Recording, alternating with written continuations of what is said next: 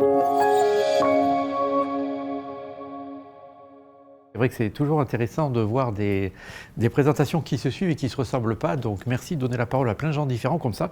Puis en même temps, ce qui est assez amusant, c'est qu'on ne s'est pas concerté, mais vous allez voir quand même qu'il y a une infographie qui est complètement reliée à ce que vient de présenter mon prédécesseur. Donc moi, je voulais vous parler d'un outil qui s'appelle le Diag et qui aborde à la fois le digital et le management. Et avant de vous parler des chiffres qui sortent de cet outil, je voulais vous expliquer très rapidement pourquoi on s'est lancé dans cette aventure. C'était un petit peu avant le Covid, avec une bande de copains, on était un petit peu moins nombreux là, mais on s'est dit quand même, il y a quelque chose qui ne va pas. Parce que les outils d'évaluation du management font tous l'impasse sur le digital. Vous connaissez Great Place to Work, vous connaissez peut-être pas l'audit culturel de Barrett, mais enfin, il y a des outils qui ont pignon sur rue, dont les questions ont été inventées dans les années 80. Donc la plupart étaient pas nés, la France découvrait le Minitel, mais on n'était pas sur le cloud ni le collaboratif. Donc il y avait quand même un premier problème. Le second problème, quand on regarde ce qui se passe sur le marché, c'est qu'il faut toujours payer pour voir. Essayez d'obtenir le questionnaire Great Place to Work avant de faire un chèque de 10 000 €, je vous souhaite bien du courage.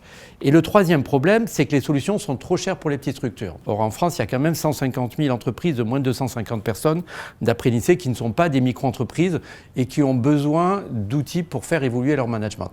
Donc, on était en face de ces 3 points, on s'est dit, il y a un vrai défi et on a lancé un exercice d'intelligence collective. On n'est pas allé chercher de l'IA, on est allé chercher de l'intelligence humaine naturelle, en mixant en plus les modèles de formation. Parce que les autres reproches qu'on peut faire à ce genre d'outils, je vous parlais par exemple de l'audit culturel de Barrett, qui est très connu par les gens qui travaillent sur les valeurs en entreprise. Eh bien, Monsieur Barrett, c'est un universitaire américain qui a mis sa science, sa vision d'entreprise dans l'outil. Et pour utiliser l'outil, il faut d'abord acheter 3 jours de formation pour comprendre la vision du monde de Barrett. Donc nous, on a choisi une voie très différente. On s'est dit, on va mixer des gens qui ont des cultures très différentes. Il y avait du Central Supélec, puis j'en suis issu, mais il y avait aussi de l'ESSEC, de l'HEC, il y avait plein d'universitaires, et il y avait même un ethnologue dans le groupe de travail.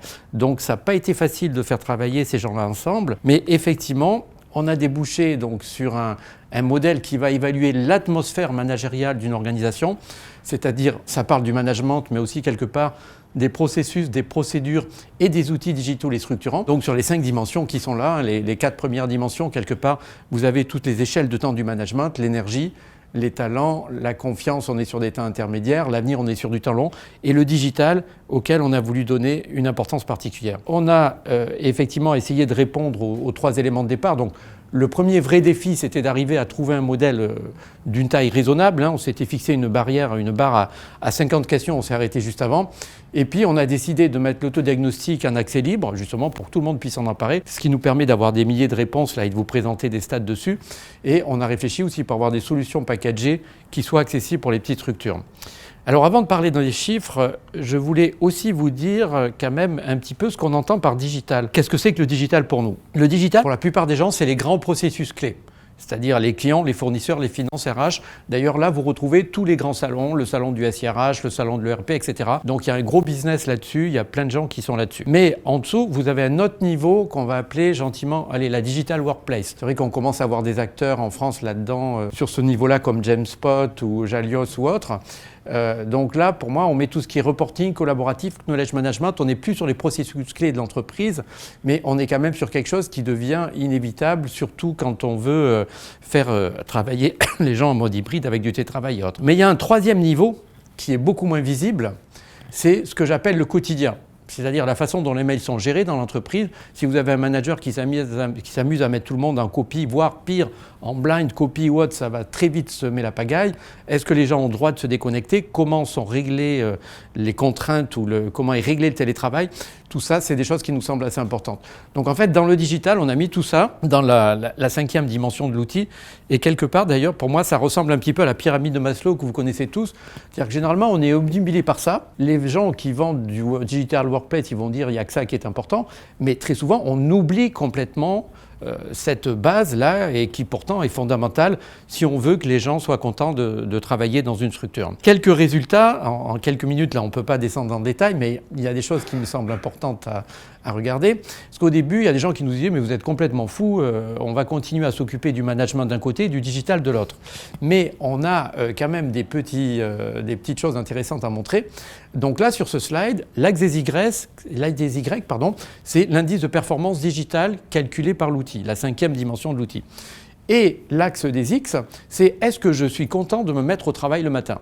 Et bingo, ce qu'on voit, c'est que les gens qui font la grimace en allant au boulot, ils sont plutôt en dessous de 50%, donc dans une logique négative par rapport au digital, alors que ceux qui viennent avec le sourire, eh bien, ils sont plutôt, vous le voyez, au-dessus de 50%. Et puis, c'est là qu'on rejoint un petit peu le collègue précédent, là, Arnaud. On a une autre question qui est intéressante, il me semble, qui est dans la dimension avenir de l'outil, c'est est-ce que je peux me projeter, imaginer mon avenir dans l'entreprise? Et là, bingo, c'est pareil, on voit bien qu'il y a plus de 20 points d'écart là, entre ceux qui disent « oulala, il faut que je m'en aille et donc le turnover va exploser » et puis ceux qui s'imaginent effectivement en train de progresser dans la même entreprise. Donc on a pas mal de corrélations comme ça qui montrent que finalement tout ça c'est vraiment étroitement lié. Alors, qu'est-ce qu'on met dans ce digital? Là, on est dans les 3 niveaux. Alors, ils ne sont pas classés sur les 3 niveaux, là. On a surtout classé en fonction du rouge. Bon, prenons quelques minutes, en fait, pour parler des barres du bas, quoi. Puisque quand c'est rouge ou orange, là, c'est grave. Et quand c'est vert clair ou vert foncé, c'est plutôt bon. Et cette barre-là, elle est pratiquement présente partout actuellement. C'est ce qu'on appelle les sollicitations multiples. Donc là, on voit qu'on est quand même à 70% de réponses négatives là-dessus, ce qui montre qu'on est très très loin d'avoir des organisations qui sont capables de travailler en asynchrone avec vraiment du vrai collaboratif, c'est-à-dire les gens qui ont l'information qu'ils ont au moment où ils en ont besoin sans être obligés d'envoyer un mail ou pire d'appeler leurs collègues et de les couper dans leur concentration. Donc un gros problème là-dessus. La barre d'au-dessus où on est quand même encore à 60% d'avis négatifs, c'est le manager digital. On a une question qui dit, en fait, est-ce que depuis l'installation de tous ces nouveaux outils, le manager est devenu plus digital, plus humain, plus à l'écoute? Et on voit que ce n'est pas vrai du tout. Donc pour le moment, il y a plein de problèmes de réglage autour du management hybride, etc. La troisième barre, là, on est encore au-dessus de 50%, c'est le sur-reporting. Et d'ailleurs, ça me fait penser à une question qu'on utilise souvent en ice breaking, là, quand on est dans un cocktail ou en train de découper des pizzas, c'est est-ce que vous connaissez la différence entre cholestérol et digital? Il y a peut-être des gens qui l'ont déjà entendu, non? En fait, il n'y en a pas. Si vous avez plus de mauvais cholestérol que de bon cholestérol, on va vous conseiller d'aller voir un spécialiste. Pour nous, le digital, c'est exactement pareil. C'est-à-dire que si vous avez plus de mauvais digital que de bon digital, il faut faire quelque chose, sinon ça va s'aggraver. Et en fait, cette barre du sur-reporting, là, pour nous, elle est le symptôme de ce qui se passe en ce moment dans plein de boîtes, où il y a des outils qui sont pratiquement gratuits ou à très faible coût. Et il y a des gens qui empilent tellement de choses que le gars qui arrive le matin, il sait plus s'il faut qu'il aille sur Teams, sur Monday, sur Notion, sur Slack. Enfin, il y a une désorganisation et le sur-reporting. Alors, ça va s'aggraver en plus dans certaines boîtes avec tout ce qui est CSRD au niveau de les nouvelles contraintes réglementaires autour de la RSE qui ne vont pas arranger les choses. Voilà, donc on voit quand même qu'il y a des choses un petit peu plus heureuses sur l'autonomie digitale. L'inquiétude vis-à-vis des nouveaux outils digitaux est relativement faible, mais les barres du bas là sont quand même assez inquiétantes. Et tout le monde n'est pas logé à la même enseigne là-dessus. On a la chance d'avoir des réponses d'entreprises, d'associations et collectivités territoriales. Donc justement, cette grosse barre là de solutions intempestives, on voit que c'est beaucoup plus grave dans les entreprises que dans les collectivités territoriales. Bon, les agents, ils sont derrière leur bureau. Je vais vexer peut-être certaines personnes, mais ils sont peut-être ils sont probablement dans des processus plus établis, plus stabilisés. Les associations sont un petit peu au milieu, mais donc il y a des différences en fonction du type d'entité. Évidemment, il y a des différences super importantes aussi en fonction du niveau hiérarchique. Quand on demande aux gens, là, est-ce que je suis content de me mettre au travail le matin? On a vu tout à l'heure la corrélation avec la performance digitale, mais les dirigeants, ils disent oui, à 90%. Les collaborateurs, ils sont plus que 66%. Donc sur la plupart des réponses, on a des différences assez importantes sur le niveau hiérarchique. Par contre, on a des réponses qui sont relativement peu genrées. C'est-à-dire, il y a souvent des différences énormes en fonction du niveau hiérarchique et beaucoup plus faibles en fonction du sexe. Et puis, pour terminer, un autre marqueur qui est assez impressionnant, c'est la façon dont le télétravail est géré. Je ne sais pas si vous vous souvenez, mais au moment où tout le monde est passé en crise avec le Covid, il y avait des réflexions qui disaient finalement les entreprises qui étaient bien organisées ont plutôt bien résisté à la crise, voire se sont épanouies ou ont profité pour racheter des concurrents ou autres. Et puis par contre, les entreprises qui étaient déjà crispées d'un point de vue management ou gouvernance interne, c'était catastrophique. Et en fait, on retrouve pratiquement ça quand on regarde les réponses à la question « Est-ce que chez vous, le télétravail a été choisi ou imposé ?» C'est-à-dire que les boîtes qui ont choisi d'imposer le télétravail, qui ont imposé le télétravail, on ne va pas faire de jeu de mots, mais vous voyez qu'il y a des différences sur les 5 grandes dimensions de l'outil, toutes choses égales par ailleurs. sur la façon dont le télétravail a été imposé ou au contraire bien négocié. Alors ça veut dire que dans les mois qui vont venir, ça risque de se cabrer encore, hein, puisque on entend tous qu'il y a plein de structures qui sont en train de dire faisons revenir tout le monde ou presque en 100% au bureau, quoi. Donc voilà un petit peu comment on arrive à aider les entreprises, là, puisque quand on fait tourner cet outil en participatif, effectivement, ça permet de détecter le mauvais digital, ça permet aussi de détecter les lacunes en termes de management et de construire des plans d'action. Si ça vous intéresse de tester l'outil, vous pouvez aller sur le diag.net là ou flasher le QR code. Et puis c'est une structure qui est en train de démarrer. Donc s'il y en a que le sujet intéresse, on est aussi en train de construire l'équipe. Donc voilà. Merci pour la présentation. Par rapport à la portée de ce diagnostic, de ce test, est-ce que ça se fait nécessairement au sein d'une structure entière ou est-ce que ça peut justement être adapté à des petites équipes, puisque du coup, le cœur du problème, c'est aussi d'avoir plusieurs équipes avec des managers, avec des petites équipes de 3, 4, 5 personnes qui vont interagir entre elles. Est-ce que ce genre de diagnostic peut aussi s'appliquer sur une petite équipe ou est-ce que c'est pas du tout la partie? Alors ça peut s'appliquer sur une petite équipe. L'autre question qu'on nous pose souvent, c'est oui, mais le dirigeant, il ne va pas vouloir donner la parole à ses troupes parce qu'il va être mis en cause. Puisque finalement, on évalue quand même un petit peu la façon dont la structure est managée. Donc ce qu'on dit, c'est qu'on insiste sur le fait que ce n'est pas une évaluation du manager. Il y a quelques questions évidemment qui portent sur le management, la façon dont les succès sont, enfin en particulier dans la partie confiance, évidemment, il y a plein de questions qui tournent autour de ça. Pour répondre à votre question, en fait, si on veut suivre des petites équipes, on fait un lien dédié par petite équipe. Ce qui permet d'avoir des résultats avec des entités. Alors généralement, quand on fait ça, on le fait quand même aussi en étant attentif à la confidentialité des réponses. C'est-à-dire qu'au moment où s'il n'y a qu'une femme, par exemple, sur les 15 personnes qui se sont exprimées, si on regarde le graphique homme-femme, on va voir tout de suite le profil de ces réponses. Donc on est aussi très attentif, effectivement.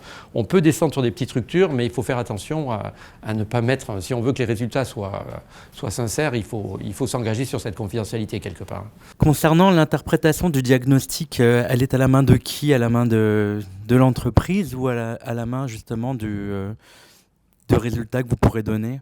Alors, ce qui est intéressant dans votre question, c'est que la première interprétation du diagnostic, elle est à la main du participant. C'est-à-dire que, je parlais tout à l'heure de Great Place to Work, il y a plein d'outils qui sont des aspirateurs de données. C'est-à-dire que vous avez le manager, enfin le dirigeant qui dit je fais mon enquête, je veux savoir ce que pensent mes gars, mais les gars ne savent rien. Une autre manière d'ailleurs de poser cette question, c'est que est-ce que vous utiliseriez aussi souvent Google Maps si Google Maps ne vous disait pas où vous êtes sur la carte? Donc pour nous, la première utilisation, c'est qu'effectivement, chaque personne qui répond, et en particulier si c'est des gens qui ont des responsabilités de management, ils vont découvrir le profil de leur entité tel qu'ils l'aperçoivent sur les 5 grandes dimensions, et donc déjà, ça fait réfléchir.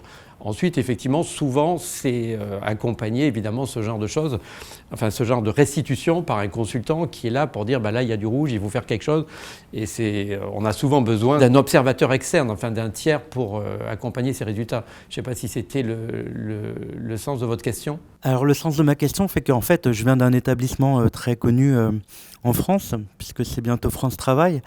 Je suis actuellement en reconversion et nous sommes les spécialistes des diagnostics en interne. C'est-à-dire qu'on a le diagnostic QVT, on a le atout agent, le atout manager et atout cadre, qui ressemble un petit peu à votre questionnaire à vous, si ce n'est que nous on a la QVT qui est en différence, c'est qu'elle revient 2 fois par an. Et justement, je voulais savoir par rapport à l'atout agent, manager et cadre, puisque justement, nous, on a la possibilité d'avoir affaire à des feedbacks avec des entreprises, mais juste à partir du management, pas au niveau des agents.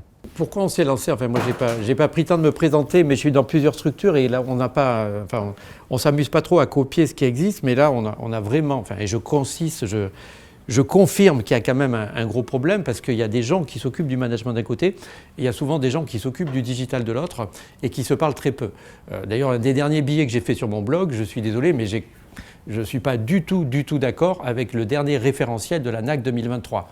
Ils ont sorti quand même un document de plusieurs dizaines de pages pour parler de QVCT. Dans ce document, il n'y a pas une seule fois le mot digital. Il n'y a pas une seule fois le mot télétravail. Mais comment on peut aujourd'hui parler de management sans aborder ces aspects-là, quoi? C'est hallucinant. Donc on estime qu'il faut vraiment, et d'ailleurs c'est pour ça qu'on recherche, on s'appuie sur un réseau de partenaires, puisque l'outil est déjà utilisé par une trentaine de consultants différents sur les 5 grandes dimensions qu'on a citées. Et c'est vrai qu'il faut arriver à travailler les deux à la fois. Pour moi, il faut que les deux mondes se parlent, quoi. Sinon on n'arrivera pas à booster les performances des structures. Ça fait écho avec ce que j'ai présenté auparavant. Moi, j'ai une question juste sur une slide où il y avait le niveau de satisfaction par niveau de hiérarchie. Et comment expliquer ce gap aussi important entre le collaborateur à 66 et la direction à 90%? Je pense, enfin là c'était sur l'envie de se mettre au travail le matin, mais il y a plein d'autres points sur lesquels il y a des différences importantes. Hein. Et je pense que la personne qui donne les ordres et qui organise le travail, elle le fait comme elle veut, y compris d'ailleurs d'un point de vue organisation du télétravail, comme on en parlait. Donc ceux qui subissent, quelque part, ont une vision différente, quoi. Et il y a quelques questions, d'ailleurs, par exemple, il y a une question qui porte sur la façon dont l'entreprise, dont l'entité cherche à développer le capital humain. Et par exemple, sur cette question-là, ce qui est intéressant, c'est qu'il n'y a pas une droite et les cadres sont un petit peu plus négatifs, enfin moins positifs, on va dire, que les dirigeants, ils sont plus au milieu, quoi, ils sont un petit peu au-dessus. Mais il y a sur pratiquement toutes les questions, on a des différences en fonction du niveau hiérarchique. Hein. Même sur des toutes petites structures, c'est souvent le cas. Parce que ça vous étonne ou... C'était pour avoir un peu plus d'éléments en fait, concrets sur cette différence. Est-ce que justement c'est à cause des tares de la hiérarchie où il y a un problème de visibilité sur les besoins de l'employé concrètement En fait, il y a plein de choses qui peuvent expliquer ça. Hein. D'ailleurs, on dit parfois que quand on fait tourner cet outil et qu'on regarde le diagramme araignée des 5 dimensions en fonction du niveau hiérarchique, on offre pratiquement aux clients un audit de communication. D'ailleurs, il y a une autre question qui porte sur les procédures. Est-ce que les procédures et les processus sont connus de tous dans l'entreprise? Le dirigeant, il dit tout le temps oui, puis le gars, il dit moi, j'en connais que la moitié, quoi. Enfin, je caricature, mais il y a de grosses différences comme ça, quoi. Vous avez vu une amélioration sur le management digital sur les 2 dernières années? Parce qu'à l'époque, manager une équipe en 2020, c'était en présentiel. Manager une équipe en télétravail, c'est différent.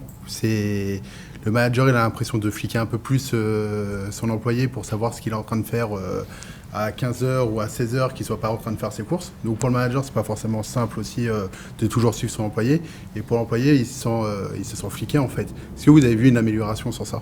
On n'a pas trop vu d'amélioration. Par contre, ce qu'on voit très clairement, c'est la diminution du télétravail sur les 3 dernières années. Et en plus, qui va aller à s'accélérant et qui risque, encore une fois, de crisper des situations, hélas, de manière pas forcément positive, on va dire. Mais on a l'impression qu'il y a plein... Enfin, tu disais que le marché de la tech... là, nous, ce qu'on a l'impression, c'est d'un foisonnement de solutions qui s'implantent n'importe comment et qui sont très mal managées, quoi. C'est-à-dire que ce soit dans des petites structures ou dans des grandes structures, il y a plein de gens qui découvrent des outils et qui font d'ailleurs comment dire, qu'il y a des mauvaises habitudes qui sont prises très rapidement, quoi. Il ne suffit pas d'acheter une licence logicielle pour que l'outil permette de partager efficacement l'information, quoi. Donc on a l'impression qu'en ce moment ça bouillonne de manière assez générale et qu'il va falloir que ça, comment dire, que ça rentre dans les pratiques de manière un petit peu plus logique, mais pour le moment c'est pas trop le cas. Ouais. Enfin, il nous semble. Ok, merci.